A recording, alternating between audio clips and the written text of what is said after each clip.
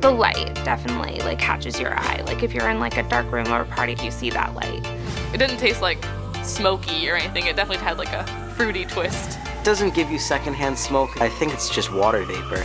They are becoming more and more prevalent. People think that they're healthier.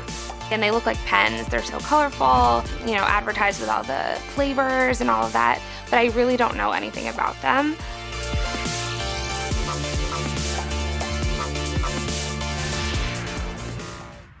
Nicotine is one of the most addictive substances in the world, and for over 150 years, tobacco cigarettes have been the most popular vehicle for nicotine delivery. But now there's a new kind of cigarette on the market. It's called the electronic cigarette, or e-cigarette, and it's growing in popularity. E-cigarettes can also be referred to as hookah pens, e-hookahs, e-cigars, or personal vaping devices. They all use the same technology. Some people believe that e-cigarettes are a safer alternative to traditional cigarette smoking, while others think it's too soon to tell and urge you to use caution.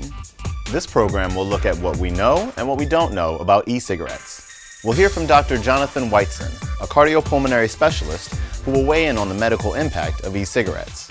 You'll also hear from real teens about their experiences. So let's get started. What are e-cigarettes? An e-cigarette is a battery-powered inhaler that is designed to mimic traditional cigarette smoking. The typical cigarette is tobacco that's wrapped in paper and that burns, combusts, and produces smoke that's inhaled, whereas the electronic cigarette is the liquid nicotine that's being vaporized. There are two main components to most e-cigarettes, the battery and the cartridge. Like other electrical devices, the battery needs to be charged in order for the e-cigarette to function. Once charged, the battery attaches to a cartridge containing liquid. When a user takes a drag of an e-cigarette, electricity heats a liquid solution, turning it into vapor for the user to inhale. Most solutions contain nicotine.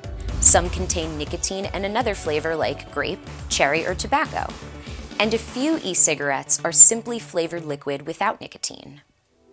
Liquid nicotine is a lethal poison. Even small amounts of nicotine can cause vomiting, seizures, or possibly death. A teaspoonful can kill a small child. Especially dangerous are vaping devices that have refillable liquid nicotine cartridges. The liquid nicotine can spill or get into the hands of a child with tragic results.